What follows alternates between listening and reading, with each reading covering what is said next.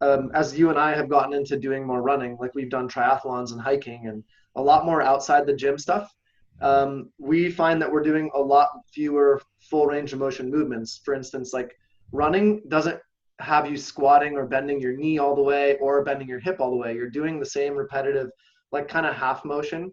Same thing with hiking. And so when we're doing those types of activities and we're doing lots of outdoor hiking and running, we need to be doing lunges and squatting. Otherwise, our joints get stiff and our muscles kind of adapt so that they don't allow for the range of motion that a lunge or a squat would have, because our body and brain say, hey, you're only hiking or only running, so you don't need that feature anymore, right? To segue that goes into our classes, which is, so we have these 3 days a week of of sweat classes where we might run or row or bike or jump rope or slam, but we're not doing a lot of squatting and lunging. So we need to balance that out by having these just lift days where we're going slower and doing full range of motion. Otherwise, we'd have a bunch of people that get injured over time because they're missing out on like the vital range or function, right? Right. Really important things, especially with resistance, since, like we said, the amount of repetitions is so much less on those just lift days that it's important to have the resistance. So there's some sort of similar dose response, I guess, stimulus response to which would be like a challenge level, right? Like if you do body weight squats and you only do 8 reps, it's not very hard for you. Your brain doesn't need to allocate a bunch of resources or, focus on that. Right. You So need to give the brain something to focus on. Yeah, it brings that same challenge that we need in order for the body to kind of adapt and stay, ready for anything. Sharp. Yeah. Yeah. I think that next time we'll do detailed day by day on the daily workouts.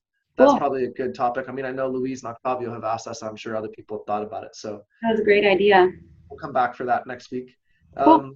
Any final thoughts or last kind of intentions you can leave people with as far as like now that they understand the thought process behind the program? Like, Yeah, I was going to say, I think another good thing for understanding, because sometimes things, get a little out of control. And I just wanted to touch on the fact on how some of the ways I think about it is, the amount of people we'll have in each class and how much equipment we'll need to use and how much space we'll need for, say, a 10-person class, if that might happen, and how we can make things work.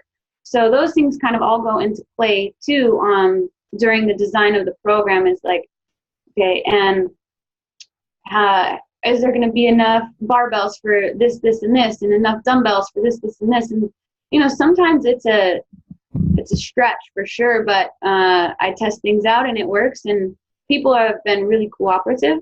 And another thing, the prowlers, we've always made it work with a 10-person class and stuff like that. So yeah, we made it work with those bigger people. And with that, I also kind of design things around like, who is, can a beginner do this? And then can someone really advanced, like Ben, can they get the same workout? Someone who's just beginning exercise or someone who's been exercising for 20 years, can we give them both something? Yeah, we can give examples of that thought process when we go day by day too. Like you could talk about each day and give an example of how you would kind of break that down. And so I think I'm going to stop the recording